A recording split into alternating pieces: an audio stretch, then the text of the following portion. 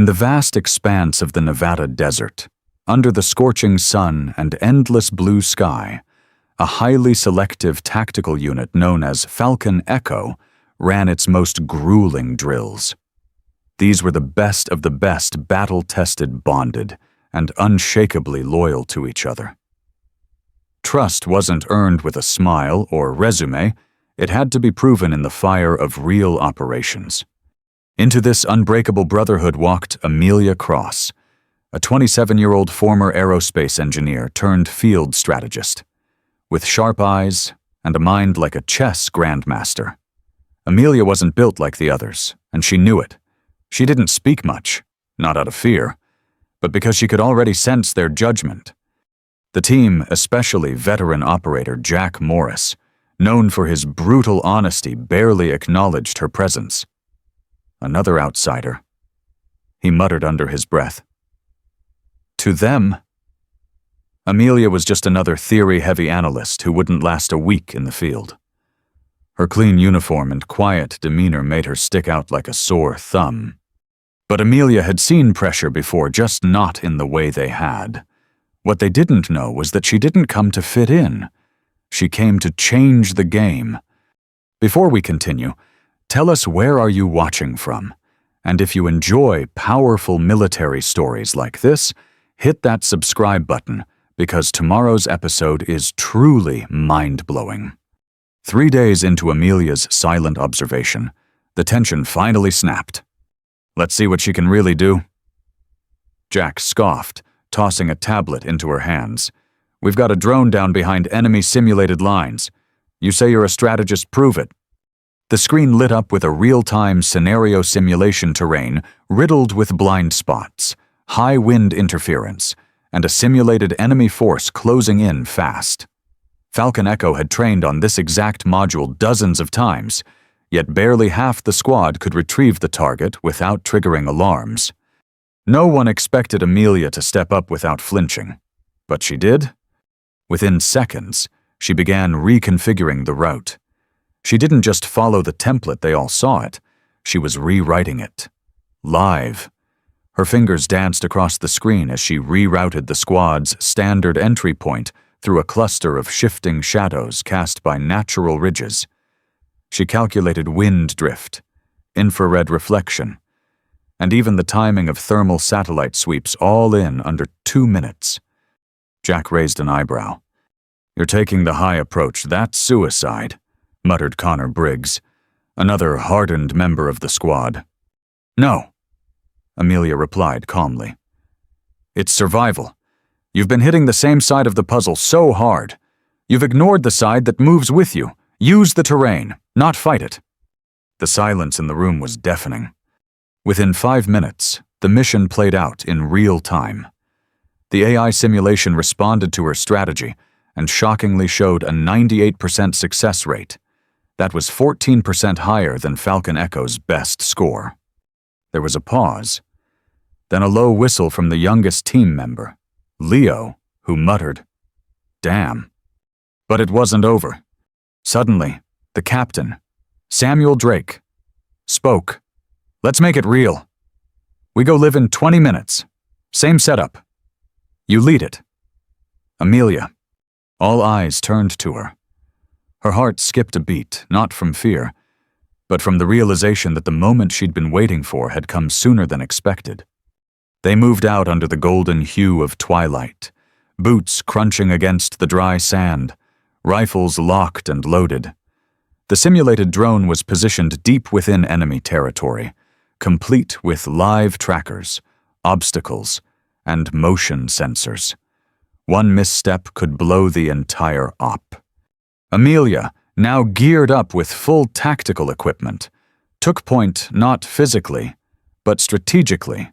She guided the team's in-ear comms, predicting and adapting with every second. Pause. Shift left. Wait 5 seconds, go, she whispered. They obeyed. And it worked. Even Jack, who usually disregarded outside input, followed her instructions with an unconscious rhythm, his body trusting her voice before his mind caught up. Halfway through the op, Unexpected movement threw a wrench into her strategy. An unaccounted patrol drone swept the perimeter early. Without hesitation, Amelia recalculated. Connor, cut the ridge. Use your shadow. Jack, throw chaff to your 3. Leo, hold fire. Wait for my signal. Within seconds, they were invisible again. When they reached the drone and retrieved the black box, the team was still holding their breath. The extraction window was tight. Now, southbound ravine, fastest route, no alarms triggered. They made it. Back at the base, no one clapped, no one cheered. But something had shifted. Jack approached her slowly, arms crossed, his expression unreadable. That was the cleanest run we've ever had, he said finally. I didn't think someone like you had it in you. I didn't come here to be someone like me, Amelia said quietly. I came here to make us better. No smugness, no gloating, just certainty. From across the room, Captain Drake gave her a long, thoughtful nod. Amelia didn't smile, but deep inside, she knew. This wasn't just her turning point, it was theirs. 2. 3 weeks after the successful extraction drill, Falcon Echo was deployed on a joint training mission with an Allied Special Forces unit in Alaska. Icy winds howled across the tundra as snow obscured vision beyond 10 feet. It wasn't just a test of tactics, it was a war against nature itself. Amelia had become a quiet fixture in the team. She wasn't one of them. Not exactly, but her voice was no longer met with resistance. She had earned her place, or so she thought. The mission was simple on paper: locate and secure a downed satellite fragment before rival forces could simulate its retrieval. But everything changed when an avalanche cut the unit in half. Amelia, Jack, Connor, and Leo found themselves isolated from the rest of the team, their radios jammed, and visibility near zero. Temperatures dropped by the minute, and the snowstorm was intensifying. They had no choice but to seek shelter in a nearby ice cave system, while Amelia worked to recalibrate their positioning. We stick to the plan, Jack insisted, staring at his frozen GPS. We wait for regroup orders. Amelia looked out at the white void. If we wait, we'll lose the signal and the objective. Protocol says, Jack began. I don't care what protocol says, she snapped. Surprising everyone. If we wait here, we'll survive. Sure. But we'll fail. Leo shifted uncomfortably. What's the alternative? We move east, 400 meters, she said. There's a ridge. I mapped it during recon. It should give us line of sight to the uplink tower. From there, we can regain comms and coordinate recovery. Jack hesitated. You asking us to trust you again? He asked, more curious than hostile this time. No, she said, locking eyes with him. I'm asking you to trust yourselves enough to know that this is the right call. That did it. The group moved under Amelia's lead, one slow, painful step at a time. The snow came in sideways, slapping their faces raw. Visibility dropped to nearly nothing, and Amelia had to rely on instinct and mental terrain models. Then disaster. Connor slipped on black ice and tumbled into a narrow crevice, crashing 10 feet below with a sickening thud. Connor, Leo yelled, dropping to his knees. He's alive, Amelia confirmed after a tense pause, her eyes scanning the terrain. But we don't have ropes, and extraction's not coming. Jack looked down, fear flickering across his face. He's bleeding. You can't ask us to leave him. I'm not, Amelia replied, already yanking off her harness. I'm going down. You're not trained for... Then I guess I'll improvise. She descended carefully, using the jagged walls and her belt as makeshift support. Reaching Connor, she stabilized his leg and whispered, You're not dying here, not after all this. With Jack and Leo assisting from above, they managed to pull him out inch by inch, Amelia taking most of the weight. By the time they reached the ridge, the sun was starting to set an orange glow bleeding through the blizzard. Amelia reconnected the portable comms unit to the satellite grid, and the signal blinked green. They made contact. The other half of Falcon Echo was alive and closing in. Mission saved. But something far more important had shifted. As they sat catching their breath, Jack finally spoke. "You didn't just lead us through a storm," he said, voice low. "You went down after one of us, when the manual would have told you to keep moving." Amelia looked up, snow still crusted in her eyelashes. "I don't follow manuals. I follow people." He chuckled, shaking his head. "That was reckless." "Yeah," she said, smiling for the first time. "It was—" He extended a gloved hand toward her. "I'd follow you into another storm. Amelia." She took his hand. For the first time, not as an outsider, but as one of them. Back at the base camp, the blizzard behind them and the mission marked a success. Something had shifted in the air, something invisible, yet undeniable. The usual banter around the fire was quieter that night. Connor rested with his leg braced, grinning through the pain.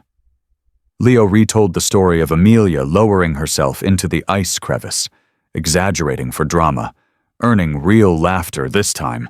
Even Jack, gruff, unreadable Jack, let his guard down for a moment, quietly sipping his coffee next to Amelia instead of across from her. No one said it outright, but Amelia was no longer the outsider. She was their strategist now. The following week brought more exercises, each more complex than the last, and with every simulation, Amelia found her role shifting not by force, but by default. Her voice was now the first the team looked to when plans broke down. Her observations became central to debriefings. And her calm under pressure had a ripple effect, steadying even the most impulsive soldiers. But the real change wasn't in operations. It was in the way they listened. One evening, as she adjusted her rifle settings in the armory, Captain Samuel Drake approached. Unlike Jack, Drake had never openly doubted her, but he'd always been distant clinical, formal, unreadable. "You recalibrated Briggs' thermal scope this morning," he said without looking at her. "I did," Amelia replied. "He kept missing his long shots. His lens was 2 degrees off-center." Drake paused, then nodded. "He hasn't missed since—" "A beat.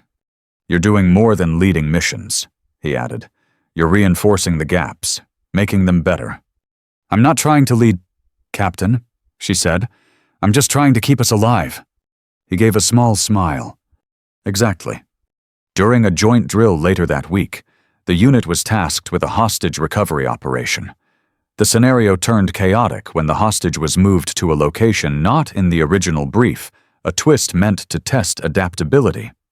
While Jack and the others debated fallback options, Amelia spotted a flaw in the enemy's new position. It was subtle, a blind spot caused by poor lighting near a rear entrance. "We go through the east corridor," she said firmly. 3-man split, distraction front. Leo goes silent in the back. Jack blinked. "Did you just put Leo in the lead?" "I trust his feet more than yours today," she teased. He smirked. "Fair." They followed her plan, and it worked perfectly. The exercise ended with instructors stunned by their precision. The debriefing was short. Captain Drake just said, "No notes."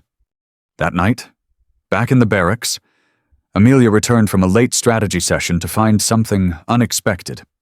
On her bunk sat a worn tactical patch, a faded falcon stitched in black and gray. The emblem of Falcon Echo. But this one was different. It wasn't new. It had been torn from someone's uniform. She turned it over. On the back, a name Morris. "Jack." She looked around, but the barracks were empty. No ceremony, no applause. Just a gesture. Silent, powerful, irreversible. She pinned it to her vest. From now on, she wasn't just part of the team. She was the team. 2 months had passed since the ice storm mission, and Falcon Echo had never operated more smoothly. What was once an elite team of hardened individuals had become a single, synchronized unit, each part trusting the other without hesitation. And at the heart of it was Amelia. But the world didn't slow down to acknowledge their progress. A sudden knock at the team's hangar door brought news that would change everything. Captain Samuel Drake entered, holding a sealed envelope marked with a deep red insignia, one Amelia didn't recognize. "This one isn't from our usual command," he said. "It's black-level clearance, no backup, no safety nets, just one objective: disrupt an arms deal in northern Sudan before it destabilizes the region." The room tensed. These missions were rumored, not confirmed, the kind that never made headlines, because they weren't supposed to happen. Jack leaned forward. "Why us?" "Because no one else can get in and out without being seen," Drake replied, locking eyes with Amelia. "And because we have someone who can thread the impossible." All eyes turned to her. Amelia spent the next 36 hours immersed in data satellite imagery, intercepted comms, infrared movement patterns. Her mind worked like an algorithm laced with intuition. But something gnawed at her. This wasn't just about strategy anymore. It was about why they were doing this. The arms deal wasn't just dangerous. It involved trafficking of experimental tech stolen from Allied labs. If successful, the buyer would control a network of drones capable of autonomous strike decisions. Autonomous death with no conscience, she whispered aloud, staring at the schematics. This wasn't about proving herself anymore. This was about stopping something truly catastrophic. She walked into the briefing room the next morning, maps and models in hand. "We don't just stop this deal," she said. "We dismantle the network behind it. Permanently." Connor raised an eyebrow. "That's not part of the mission brief." "It is now," Amelia replied. "We're Falcon Echo. We don't just finish missions. We end threats." Jack grinned. "Now you're talking like one of us." "No," Captain Drake corrected gently. "She's talking like someone who sees further than any of us ever did." Amelia's plan didn't involve brute force. It relied on deception, environmental timing, and using the terrain itself to manipulate enemy behavior. Her blueprint called for the team to fake a rival arms buyer and lead the traffickers into exposing their entire network via a signal burst captured in real time by a satellite redirect she'd engineered. The mission would require precision infiltration, synchronized movement across desert ridges, and most dangerously baiting the enemy into sending a mass transmission. It wasn't safe. It wasn't standard. It was brilliant. Jack stared at the plan, then looked at her. "I used to think prove it meant surviving. But you've shown us it means changing the whole damn game." The mission was greenlit within 48 hours. As they prepared, Captain Drake pulled Amelia aside. "When this is over, Command wants to talk to you about leading something bigger, a new hybrid unit, tech, field, intel built from scratch." Amelia blinked. "They want me to leave Echo." "No," Drake said, smiling. "They want you to multiply it. Echo was the prototype. You're the next evolution." She didn't answer right away. Her eyes scanned the base, Jack tuning his rifle, Leo laughing with Connor, the distant hum of readiness. She wasn't just part of something now. She was the spark that could light a whole new direction. "I'll think about it," she replied. "Good," Drake nodded. "But first, let's go make history." The black-level mission in Sudan wasn't just a test, it was a crucible. Amelia stood at the edge of a crumbling rooftop as dawn broke over a fractured village. Below, the final traces of the intercepted arms deal lay in ruins, crates of advanced tech neutralized, key traffickers captured, and a data burst transmitted seconds before they went dark, just as planned. But the mission hadn't gone smoothly. Leo was injured during the extraction, hit by a stray round while protecting the comms relay. Amelia had carried him half a mile across scorching terrain, her voice calm, but her hands trembling with every step. They made it out, barely, and something had changed in her eyes. Back at a secure site, the team gathered for a debrief with command officials watching behind mirrored glass. Amelia stood before the projection screen, her uniform caked in dust, her hair tied back, voice hoarse but steady. "We didn't just execute an op," she said. "We exposed a system designed to automate destruction, hidden under layers of black market shell companies and digital smokescreens. We stopped something that could have rewritten warfare." A senior intelligence officer interjected. "And your decision to pursue the network beyond the brief, was that sanctioned?" "No," she replied. "It was necessary." Silence. Captain Drake, standing at her side, broke it. And it worked. Amelia wasn't just debriefing. She was teaching them what leadership with vision looked like. Over the next few weeks, as Falcon Echo underwent downtime and recovery, Amelia wasn't resting. She was building. With Leo recovering in the med bay, she sat by his bed every evening, reviewing new field protocols. She was drafting ones that emphasized real-time decision autonomy, ethical use of tech, and scenario-based learning beyond what the military handbook ever covered. Jack stopped by one night with a stack of old recon footage. "You're rewriting the field guide now." He smirked. She looked up. "No. I'm writing something that never existed." He nodded slowly, handing her the files. "Then let's make sure it's worth reading." News of Amelia's performance spread quickly. She was invited to brief other units. Recruits started quoting her mission breakdowns. Even top brass began referring to Falcon Echo as the model of future operations, not because of hardware, but because of her approach. Then came the offer again from command. "You've proven what a unit can be under your guidance." They said, "We want you to design the next one. Global reach, cross-division, field and cyber. You'd be at the helm." It was the kind of offer that came once in a lifetime. She turned it down. "For now, I still have more to do here," she told them. "Falcon Echo isn't finished. Not until every voice in this team is as valued as mine." She wasn't just growing herself, she was lifting everyone around her. One afternoon, Amelia watched Connor training a new recruit using techniques she had introduced strategy through movement, not theory. Nearby, Jack was overseeing an equipment update, something he once dismissed as nerdy intel work. None of it required her intervention, because now they believed in what they once questioned. Amelia stood quietly, taking it all in, not smiling, not tearing up, just steady.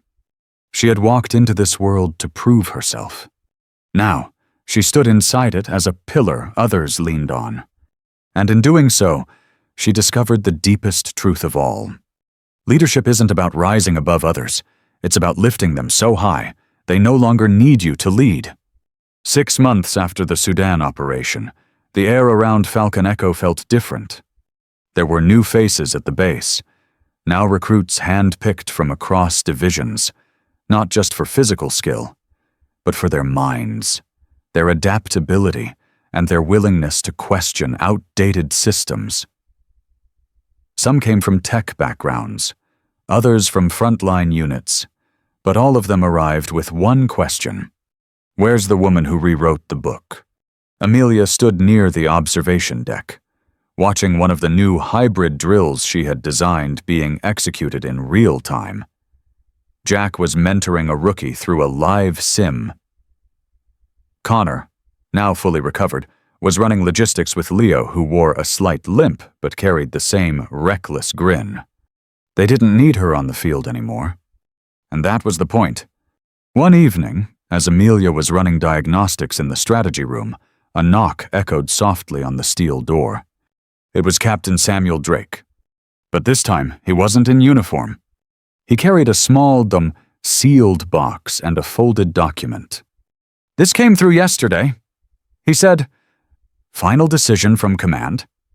They've officially adopted your training model for 3 elite divisions." Amelia opened the envelope. Her name was at the top, not as contributor, but as founder. Adaptive Command Initiative. "They want to name it after you," Drake added, setting the box down. The Cross Protocol. She shook her head. It's not just me. I know that, he said quietly. But someone had to believe in something before anyone else did. And you did. She opened the box. Inside was a single silver emblem, a falcon rising upward. Its wings wrapped around a circuit board, a symbol of unity between instinct and innovation. Her hands trembled slightly. For once, she allowed herself to feel it. Not pride, but peace. Later that week, Amelia stood before the new class of Falcon Echo candidates. They were nervous, wide-eyed. Some were hardened veterans. Others had never seen a real mission. She walked up, no notes, no rank insignia, just clarity. I came here years ago thinking I had to prove I belonged. She began, that if I didn't match what this place expected, I'd be cast out. She looked at each of them. But I was wrong. She paused. You don't need to prove you fit in. You need to show the world what only you can bring. And sometimes, that means being the voice no one asked for, until they realize it's exactly what they needed. A silence fell across the room, not out of fear, but awe. The farewell that wasn't. Amelia never held a formal farewell. No medals pinned in grand ceremonies. But one morning, before sunrise, she walked through the training yard alone.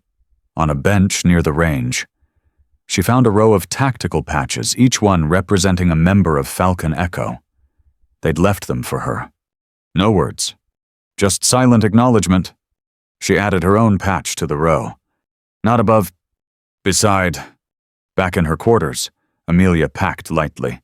A transfer was ahead, not an ending, but a beginning. She wasn't leaving because she was done. She was leaving because the foundation was strong. Because the fire she started was already lighting others. She looked around one last time at the walls that once held maps, formulas, and hastily scrawled strategies, and whispered, "Let the next voice be louder." Then she walked out, into a world she no longer feared, into a future she was no longer alone in shaping. True leadership doesn't come from rank, reputation, or sheer strength. It comes from vision, the kind of vision that sees possibility where others see risk, and potential where others see limitation. Amelia's journey proves that the most powerful voice in the room isn't always the loudest, but the one that dares to speak when silence is easier. Her story reminds us that belonging isn't about conformity, it's about authenticity. The courage to challenge tradition, to build bridges instead of walls, and to lift others as you rise is what defines lasting impact. We often think we must become like those who came before us to succeed. But the truth is, evolution happens when someone chooses a different path, when they lead not by orders, but by example.